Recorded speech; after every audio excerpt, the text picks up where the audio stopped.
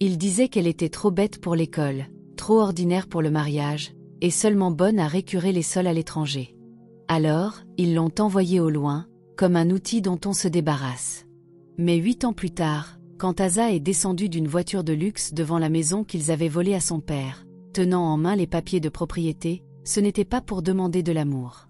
C'était pour tout reprendre, avec des intérêts. Asa était la discrète de la famille. Elle parlait peu, ne se rebellait pas, et ne causait jamais de problème. Mais aux yeux de sa famille, cela faisait d'elle une faible. Son frère aîné était dans les affaires. Sa jeune sœur poursuivait des études de médecine.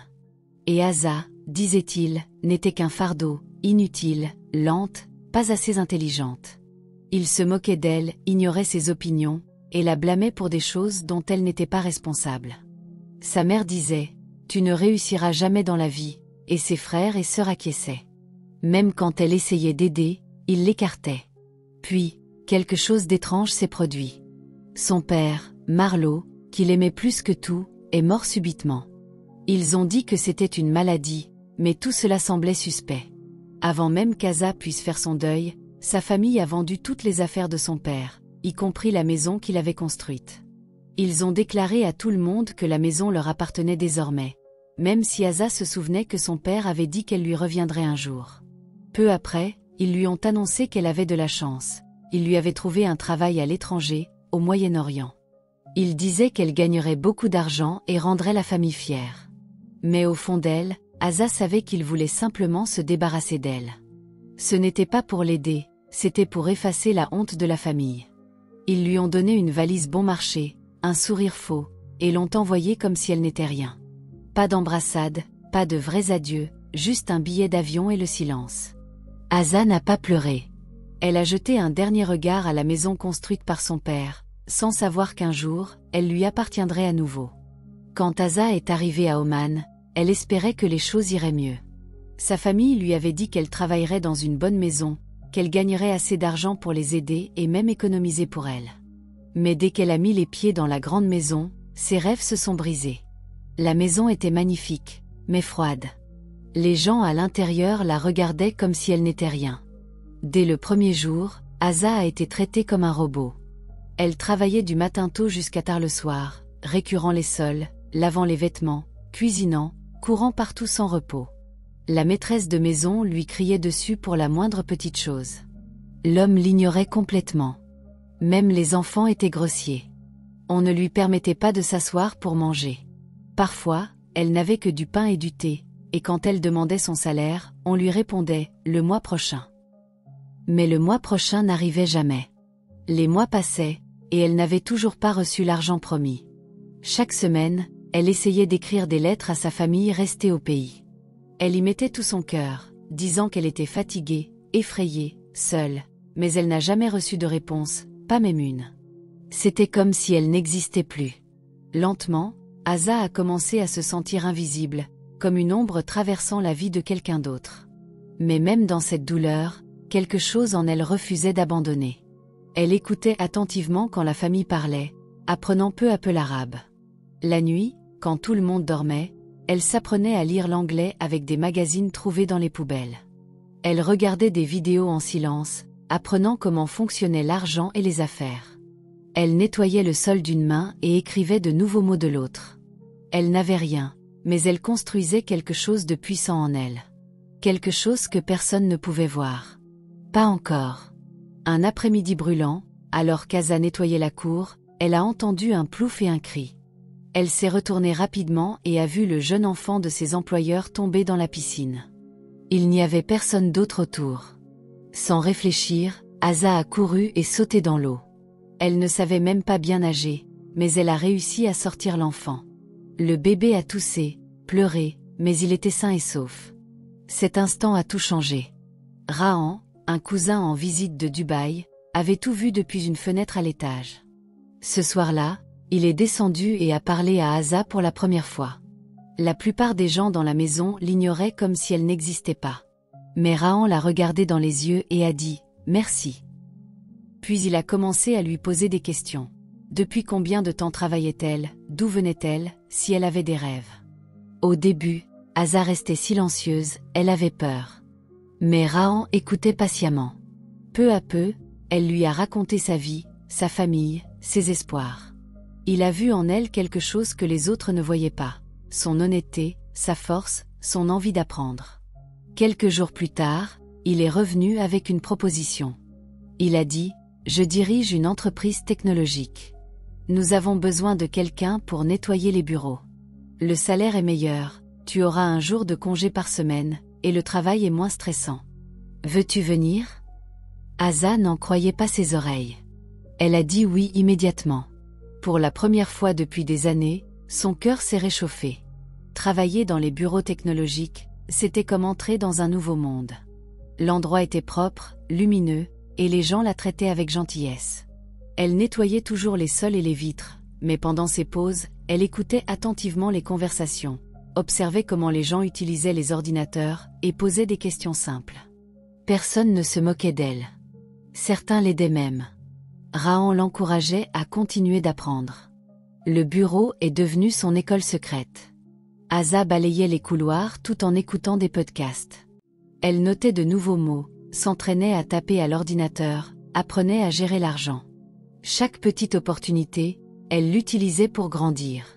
Elle n'était plus seulement une femme de ménage.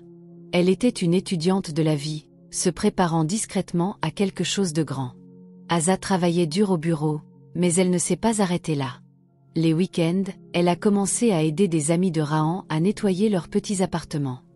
C'étaient des jeunes couples, occupés par leur travail, sans temps pour nettoyer. Au début, elle nettoyait 1 ou 2 maisons par semaine. Mais son travail était si soigné et elle était si honnête que le bouche à oreille s'est vite répandu. Les gens disaient « Appelez Asa, elle est la meilleure ». Bientôt, son téléphone vibrait de nouvelles demandes de ménage. Même avec un emploi du temps chargé, Asa ne refusait jamais. Elle nettoyait avec soin, toujours souriante, toujours respectueuse. Elle ne touchait jamais ce qui ne lui appartenait pas, et elle arrivait toujours à l'heure. Les gens lui faisaient confiance. Certains lui donnaient même les clés de leur maison. Ils disaient « On se sent en sécurité avec toi, Asa ». Cette confiance est devenue sa plus grande force. Elle n'était plus seulement une femme de ménage. Elle devenait une femme d'affaires. Rahan a remarqué son réseau grandissant. Un soir, il l'a fait asseoir et lui a dit « Tu fais déjà le travail. Pourquoi ne pas le rendre officiel ?» Asa n'a pas compris tout de suite. Il lui a expliqué comment elle pouvait enregistrer son entreprise de ménage, lui donner un nom, et même embaucher d'autres personnes. Au début, Asa avait peur. « Je n'ai pas fait d'études de commerce », a-t-elle dit. Mais Rahan a souri et répondu « Tu as appris plus à travers la vie que n'importe quelle école ne pourrait enseigner. » Avec son aide, Asa a enregistré son entreprise de ménage. Elle l'a nommée « Brillant en Cleaning Service ». Puis elle a fait quelque chose d'encore plus puissant. Elle a commencé à embaucher d'autres femmes migrantes comme elle, surmenées, sous-payées, fatiguées d'être traitées comme rien. Elle les a formées, les a payées équitablement, et leur a donné du respect. Pour la première fois, ces femmes avaient de l'espoir. Elles se sentaient humaines à nouveau. Chaque mois, Asa envoyait de l'argent à sa famille. Au fond de son cœur, elle croyait encore qu'un jour, il dirait peut-être « merci ». Peut-être qu'il l'aimerait enfin ou serait fier d'elle. Mais à chaque appel, il ne faisait que demander plus. « Envoie plus d'argent, Asa », disait sa sœur. « On a des factures. Maman est malade. On a besoin d'aide. » Mais il ne demandait jamais comment elle allait. Il ne disait jamais qu'elle leur manquait. Une fois, elle a demandé s'ils avaient reçu ses lettres, et son frère a ri en disant « On n'a pas le temps de lire tes longues histoires. » Cette nuit-là, Asa a pleuré en silence. Pas à cause du travail dur, mais parce que sa propre famille la traitait toujours comme si elle n'était rien. Pourtant, elle a essuyé ses larmes, s'est levée le lendemain matin, et est partie travailler. Car Asa avait commencé à construire quelque chose à partir de rien, quelque chose que personne ne pouvait lui prendre, pas même ceux qui l'avaient rejeté. Un soir tranquille, après une longue journée de travail, Asa consultait son téléphone lorsqu'un message est apparu. C'était un message transféré, destiné à sa sœur, mais qui lui était parvenu par erreur. En le lisant, son cœur s'est serré. Les mots l'ont frappé comme une pierre lourde. Le message disait que la famille avait vendu la maison de son père, la vieille maison ancestrale où elle avait grandi, jouer, pleurer, rêver. Mais ce qui l'a choqué le plus, c'était la manière dont ils l'avaient vendue. Ils avaient dit aux acheteurs qu'Asa était morte. Morte. Ils ne s'étaient pas contentés de l'oublier. Ils l'avaient effacée.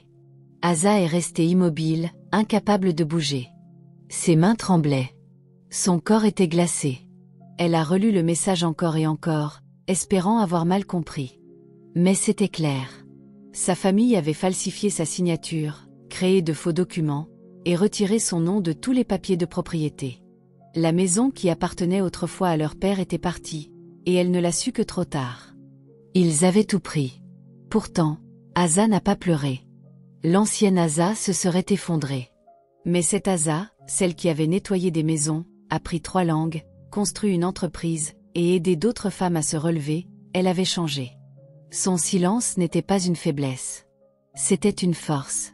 Elle était assise seule dans sa petite chambre, regardant le mur, réfléchissant. Puis elle a pris son carnet et a écrit quelque chose de nouveau. Un nouvel objectif, un nouveau plan, un rêve plus grand.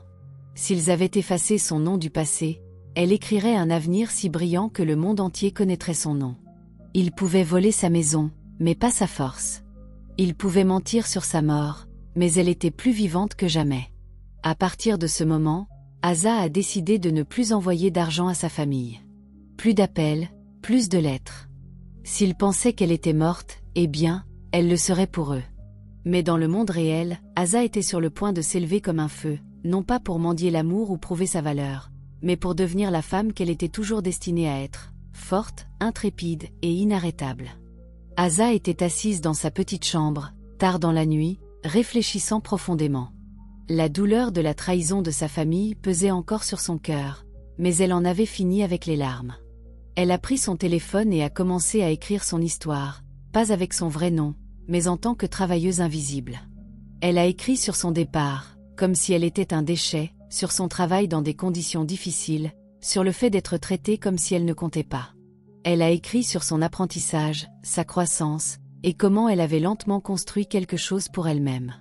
Puis elle a partagé son histoire sur les réseaux sociaux, avec des photos de son équipe de ménage, des femmes migrantes fortes et fières qui avaient désormais de la dignité et un bon salaire.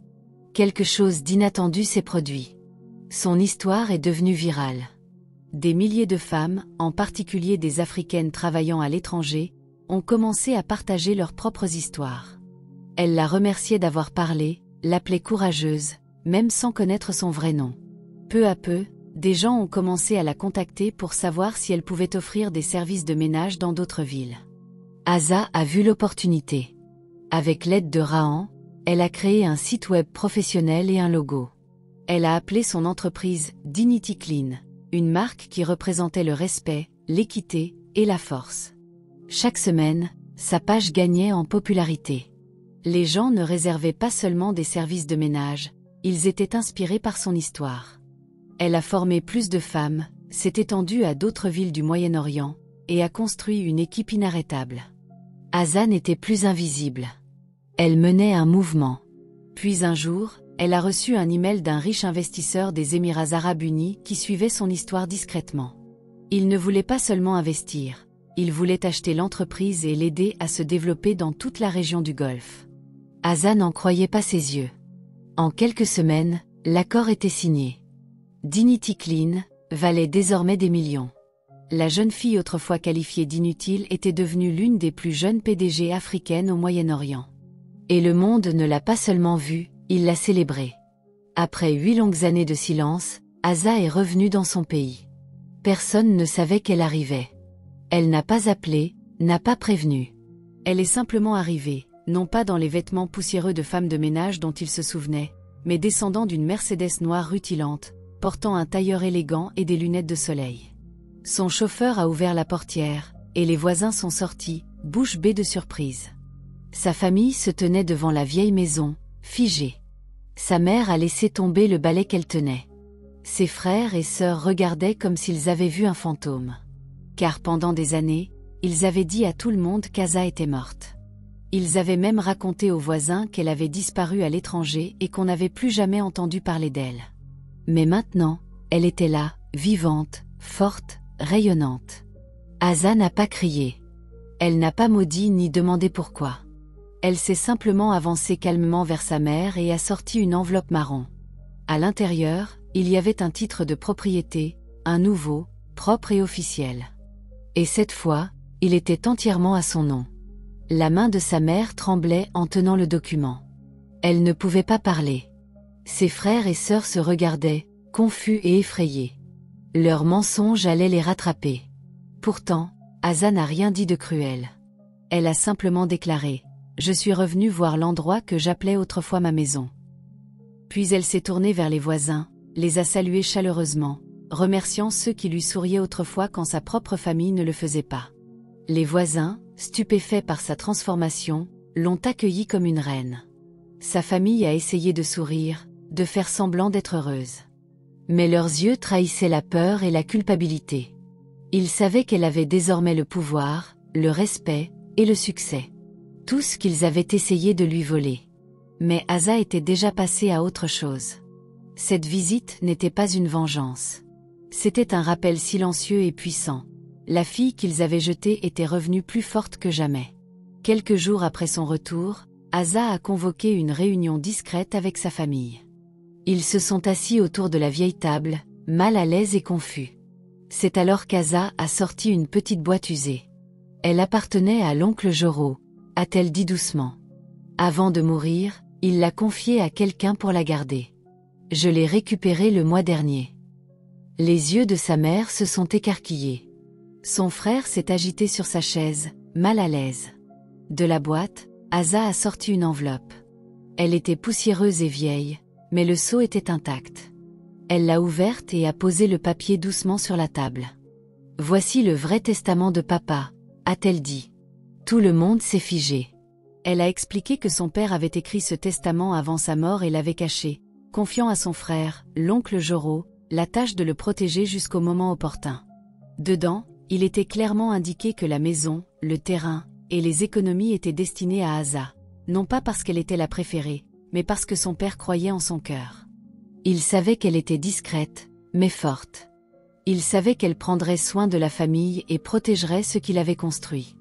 Les larmes ont rempli les yeux d'Asa, mais elle les a retenues. Ses frères et sœurs ont poussé des exclamations.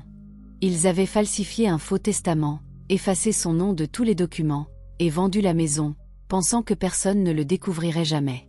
Mais maintenant, la vérité se tenait devant eux, en noir et blanc. Asa a continué. Tout ce que vous avez vendu, vous l'avez fait illégalement. Et maintenant, par la loi, tout m'appartient à nouveau. La maison, le terrain, tout ce que papa a laissé. Personne ne pouvait parler. Sa mère a ouvert la bouche, mais aucun mot n'en est sorti. Ses frères et sœurs ont baissé les yeux, honteux. Asa n'était pas là pour les punir. Elle n'était pas là pour se battre. Elle était simplement là pour leur montrer la vérité qu'ils avaient essayé d'enterrer. La fille qu'ils appelaient inutile était celle en qui son père avait le plus confiance. Celle qu'ils avaient jetée était celle qui possédait tout. Maintenant, alors que la vérité s'installait et qu'Asa se tenait droite, tenant le testament original, sa famille s'est effondrée. Son frère, qui se moquait d'elle et l'appelait inutile, est tombé à genoux, implorant le pardon. « Asa, s'il te plaît, on ne savait pas. On était désespérés », a-t-il pleuré. Sa sœur, qui se moquait d'elle en secret, a pleuré bruyamment, se tenant le ventre comme si la douleur était trop forte. Leur mère, fière et manipulatrice toutes ces années, a essayé de s'agenouiller devant Asa, les lèvres tremblantes. Mais Asa n'a pas reculé. Elle les a regardés calmement. « Je ne suis pas celle que vous avez enterrée », a-t-elle dit, la voix stable. « Vous avez enterré vos propres cœurs quand vous avez choisi la cupidité plutôt que l'amour. Quand vous m'avez envoyé au loin comme un déchet, juste pour prendre ce qui ne vous appartenait pas. » Le silence qui a suivi était assourdissant. Personne n'osait parler.